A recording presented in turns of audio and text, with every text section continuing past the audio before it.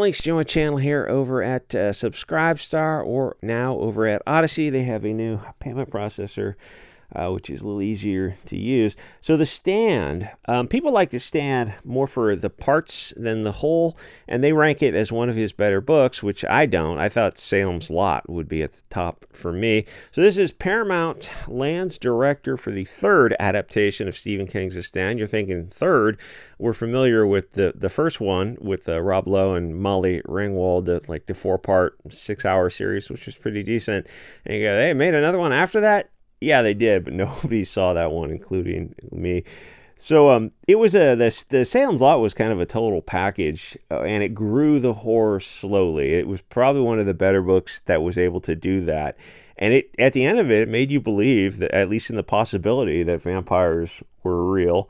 Where his other story about the devil coming to town and tempting people, they open up a small shop and the sheriff is trying to track him down. I forget the name of that book, but someone knows it. And that involved a much darker character because it was dealing with the devil itself. But for some reason, that just, maybe it was just too ridiculous or something. It just was kind of more of a humorous story. Kind of, it felt Mark Twainish in a way. So The Stand also had the TV movie, which was better than people expected. And, you know, some of the Stephen King's cover art is subtle and good, and this is an example of that. So the movie, the 6-hour thing, was better than people expected for, you know, the budget that was involved with it. And was it Randall Flagg, the walking dude, all these different names for this guy. And then, you know, spoiler, at the end of the book, he and the movie, I think he resurrects in South America to be a new leader, get people to drink the Kool-Aid type of stuff. The book did a lot of things well. It had a lot that could have been edited out, and the movie surprised people with the TV movie because Stephen King movies are just rarely good. He makes so many of them, and most of them are just, you know, made for TV when you got kind of nothing else going on.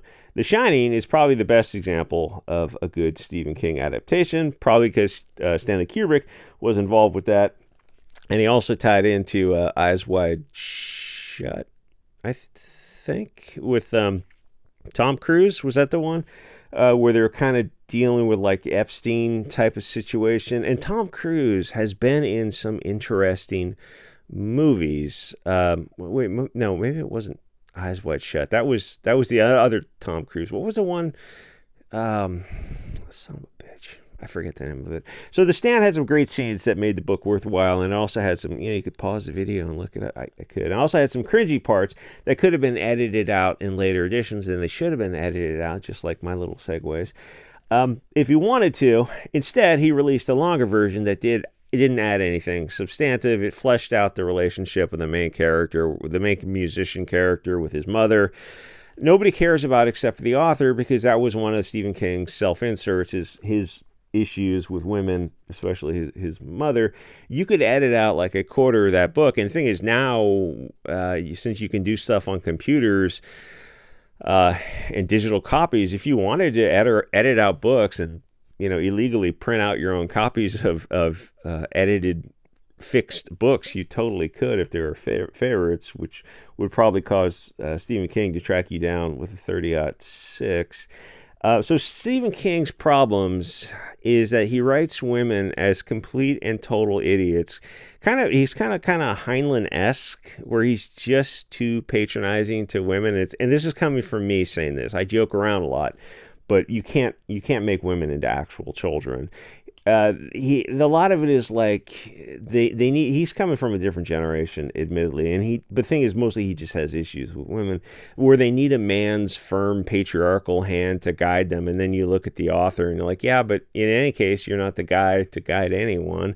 Where the left wing kind of goes too far in the other direction of women, where they take them girl boss Mary Sue characters. The Daisy Ridley in the Star Wars Disney trilogy is a really good example, where she's a super Jedi right out of the base, and the problem with that is they don't build her up properly. And well, isn't Luke Skywalker and his father the same kind of scenarios? Yeah, but they're believable. and they're likable, and you forgive. And at least Luke Skywalker did have build up. They did explain that he flew the T-16 and he whomped or he blasted swamp rats in a canyon. So it's like, okay, he's flying a small aircraft. He's flying a difficult through a canyon, and it has a nose gun on it or something, and he's taking out targets, moving targets, and he was probably using the Force to do that kind of stuff back then. But just that one line established him as he's a pilot. He's got experience. He's got the Force back then. He's got it's like Lucas was very clever, obviously, and someone else was pointing out on social media, and I've thought about this before, is like things are derivative of derivative now, stories, whether it's books or movies. Where back in the day, Lucas was a documentary video guy, the cinematographer, the video, the guy who holds the camera over there, that's called. He was filming documentary stuff. He had real life experience, and a lot of other writers and filmmakers, Hemingway type of characters, Henry Rider Haggard type of characters, were actually doing real things. They brought real life experience to their stories, suffering and success, where people nowadays are not. They're making movies based on movies, and they're absolutely horrible. And then the increasingly low IQ American audience is watching this stuff, and they don't understand the difference, because they're getting dumber every year, which is kind of goes hand in hand with Hollywood getting dumber every year, where there's just not a whole lot of real people telling stories, because the globalists don't want real people telling stories. So Daisy Ridley was a good example. Daisy Ridley with the golden vagina. And I complain about that, going too far in the wrong direction, making females these Mary Sue type of characters. But I don't mean that you write women as subservient idiots who you spank on the ass as they walk past, that kind of cringy patriarchy, patronizing stuff from like straw man type of characters from the 50s, because they actually have to be capable and smart, as most of them are. And they're still a little subservient to men, because that is natural. But it's not a fine line you have to walk when you write female characters. If you have good relationships with women, it's kind of a decent sized spectrum for there to be female characters that can be capable and smart and do things, and also know when to defer to somebody who is smarter. As men, you can write men doing that as well, but authors don't have a problem with that, as long as the writer can put his personal issues with women on the shelf, which good writers have the ability to do. And Stephen King doesn't have the ability to do that, because he was so successul that an editor couldn't do anything to fix his books. He would just ignore the editor, hire a new editor, which is a problem of being that successful. And it's like his books sell, but his books sell to kind of like a middle audience, where they're just kind of entertaining, but they could be a whole lot better. So he is talented, but when he was doing most of his writing, he was going back and forth with addiction. So his stories got self-indulgent, and especially in the Dark Tower series, books 6 and 7, and the where there was an actual self-insert, and that's like, I'm assuming that is just mountains of painkillers talking that put that in there. And then when he sobered up, when you sober up, you're supposed to go, oh, you know what, let me just clean this up, I'm going to edit this out. Or your editor just take you aside and say, you can't do this is ridiculous. But he did it anyway, because that's what pharmaceuticals do. They drown out the little voice telling you this is not a good idea. And then he writes black characters as weird and as poorly as he writes women. And this is me saying this. Hugo Boss, Roman saluting, Mauser having, I wish, hashtag send me it to my mailbox. He writes them as cringy as possible, which I don't understand, because I can put my personal stuff aside and I can write great black characters, great female. Well, I don't have any issues with women. I love women. I think women are magic. But I can write all these kind of different characters well, because you just have to treat them fairly and put your personal issues aside. And I don't do any pharmaceuticals at all, so I don't have an issue with that. But the simple solution is, if you have problems with non-white characters, is just to not put them in the story. Your stuff is always going to be stronger if you can write what you know, and not just have to write Mary Sue's And in the stand, the side of the angels is captained by a cliche on top of a cliche. She's a southern, soulful saint, black woman in a rocking chair with a cornfield, and the rats represent the devil. And which, I mean, they are rats and corn. If you grow corn, you know what a pain in the ass they are. And her steel string guitar, and there's just no reason to have a black character if you're going to screw it up. At least not for the main character. Just make all the main characters white, and you don't have to worry about it. If you want to throw some diversity in there, make them secondary characters, and run it by. And like, I don't understand how he writes them. He did this in the stand in the Dark Tower too. There was a black female character. She's in a wheelchair, and she was like schizophrenic, and she just it was cringy to read that. Like that is honestly a book that I would like to take digitally and edit these kind of things. Have them printed in China or something. Anyway, Stephen King himself didn't like the Stand, probably because of the Deus Ex Machina ending. And then there was the cocaine-fueled ending after the ending that went on for another 50 pages instead of just ending it at the natural ending, where after they complete their mission, the guy has to, in Return of the King Hobbit fashion, in the book, not the movie, take a year journey with a broken leg to travel back to the Shire, and he looks for a stick shift, and he finds a station wagon because you can jumpstart it, and gets a battery charged up, and he's got his dog, and it's interesting. But it's like that was not the natural ending. You kind of didn't need to do that. You're not Tolkien. And all that being said, like most of the King's books, they were great in their potential, and they had a lot of great parts to them. Like Black House, which with books, I don't keep like collections of his books because I just don't have room. I have books on top of books kind of thing. But Black House, I still have a copy of it. I think I have a hardcover version of it if somebody wants it. To read.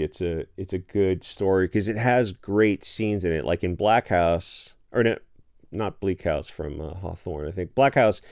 There's a scene where the motorcycle guys are riding past a forested area, and it's out in the middle of nowhere. And Stephen King is describing this area. He's got like a space-time portal to another dimension of evil, and it ties into the Dark Tower and the beams that hold together reality, and the guys in the motorcycle gangs riding past it, and the trees start getting a little bit more twisted. It's like a missing space, and he describes that one scene very well out of the whole book. And the rest of the book was good, but it's like it was little scenes like that where he just knocks it out of the park, and he does that in all his books. Because there are little pieces of threads within the books that are deeply weird and disturbing that don't translate to the movies at all, mostly because not every director is going to be Stanley Kubrick, where you had Stand By Me / The Body, was the name of the short story, didn't convey any of the creepiness of the forest or the evilness of the older teenagers, which King specialized in writing evil white characters, which he did well. So I mean, credit to him for that. And if you want a character, an example of a sociopathic character done very well, you can read It, which is another long book, but it has great parts in it as well, where there's a gang of bad kids, and the kids are just bad kids who most of those bad kids grow up to be good kids. As long as they're white. But there was one legitimate sociopathic kid in there. And the kids were just getting to the age where they were starting to know that something was wrong with this kid. It wasn't temporary. The kids were growing up, and you get smart really fast when you're a young kid, and they're starting to realize like, oh, they're going to have to part ways with this kid because something is deeply wrong with him. It's like, yeah, he's an actual sociopath. He's not just a bad kid. He doesn't know right from wrong. And there's a scene where they get trapped in the refrigerator. Spoiler if you haven't read It, and it's very good. And the movie for It is just not worth watching. So anyway, they did a 4-part series of The Stand with Molly Ringwald and Rob Lowe, and then the chick with the huge Megalopolis, the tree that is large fruited, just gorgeous. We need more big boobs, skinny waist girls in movies. Just give the audience something. That girl was fun. The movie, The Stand, you can talk to guys and they go, oh yeah, the big titted chick. Yeah. It's worth watching just for that. Just absolutely beautiful girl. Where's I going with this? It wasn't exactly the book though, at least not with the director. And then now they're they're going to go at this again and make a third part, and I suspect it'll have better technology, and you got CGI, and you're going to get better results. Fair enough. But since, unfortunately, it's current year, it's not going to escape the woke mind virus, so it's going to be diverse. And even though the book did have a diverse character in it, the black kid was a librarian in the book, and he's the guy who stayed in town, and everyone else who left town got really, really successful, and the black kid stayed in town. And he was only the librarian, and they're explaining that because the town is cursed. So that was in the book, and it's probably in the movie, but there's probably even more diversity in the movie, which is just, if it was me, I would actually take the diversity out of the movie adaptation. I would race swap black to white, pretty much everything, just for shits and giggles to see people respond. The other thing is people are getting a hair trigger with woke. See, this is me taking both sides of an argument, because it's the perception of woke where money is involved becomes the reality. What's happening is our tolerance for woke is low. So even when Anthrax, was a good band, where Hollywood dials it down. I almost said all I wanted was a Pepsi, but that was not Anthrax. That was self-deletion tendencies. When Hollywood dials down the woke, it's not good enough. Where if you see a non-white face, it's going to suck. So people look at something like The Marvels with Brie Larson, which wasn't bad, and see I almost said a naughty word there. 3 non-white characters, I guess.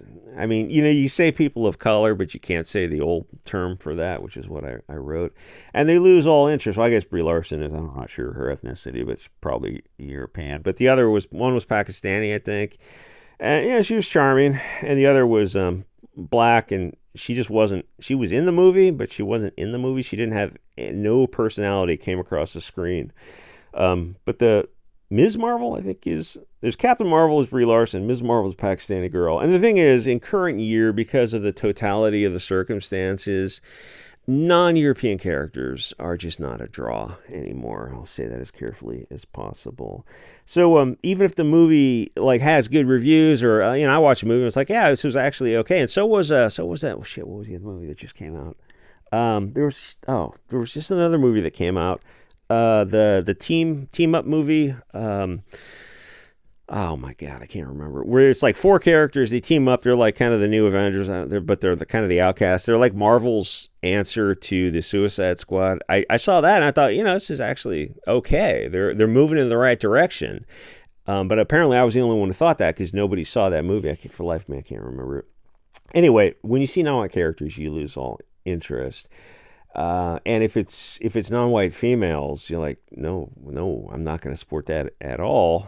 Same for the black Captain America guy, the Falcon, who was in that movie with Harrison Ford, where he's the Red Hulk for a couple seconds. As soon as you see a black guy, you're like, nah, I'm just not interested in supporting this, because it's not just the movie. It's again, the totality of the circumstances. The movies are not in a vacuum. They're in this complicated melange matrix of all these social media race wars going on, and you just don't want to see that on the censorship on YouTube is so insane. It's really lighthearted and frivolous. So anyway, The Stand does have the potential to be a absolute monster hit, but they're gonna snatch defeat from the jaws of victory. It had parts of it that were deeply disturbing, especially with the recent Wu flu issues, the gift from overseas, and big pharma. You could make movies about that. Of a pharmaceutical company does something absolutely evil to get people to make, so they can make trillions of dollars. It's kind of weird that they're not making these kind of movies, isn't it? It's like, yeah, well, those billion-dollar companies are very, very powerful because they're tied in with government, which is also, I won't say it. So the thing is, Hollywood has obviously so much potential, but it's kind of strangled by political correctness, and Hollywood is pretty much over. The big screen experience is just going to continue to shrink, because it got super woke at a time when there are an increasing number of alternatives. So I don't think Hollywood is going to recover. People would rather listen to live streams or social media or video games, or just do so many other things, books on tapes and digital books now, or Project Gutenberg is amazing. And the time is also approaching where people can start making their own low budget films with AI. It's going to be like you can get a couple people together and work on different parts of the movie, and you can make it for a few $1,000s in the time you invest in it, and that's a couple years away. Where the cost to do these kind of things, it's still going to take human cost of writing scenes and making sure the AI gets it right, and then maybe even having some real actors in there. But you're talking about like less 5 years away. I think you're going to see full 90-minute movies that are starting to become watchable, and then that's going to be the end of Hollywood. Anyway, so the end of the video, time's at 20 minutes. Is with Odyssey, there's a long history of infighting, which you're not interested in on YouTube. The Stripe canceled them, so they got this new payment processor, which works great because you just use a credit card to fund your account if you're a user, and then you can join memberships on Odyssey. And Stripe had a minimum $4 membership, but this new thing goes down to as low as you want to set it. So as a thank you to the old members, I lowered all the membership tiers, where if you were paying $4 before, now you're paying $1, and if you're 556 before, drops down to 223. Yes, I'm cute with all the numbers. There are all these very varied membership tiers, but they all got lowered as a thank you and to entice people to come back, which I think they will do because it's a crypto thing, but you don't have any involvement in the crypto. You just use a credit card to buy the crypto translation, and then you can become a member and you can tip and you can do all kinds of stuff. So I'm going to start uploading members only videos on SubScribestar and Odyssey to test it out. Anyway, like, comment, subscribe, and I will see you guys all next episode.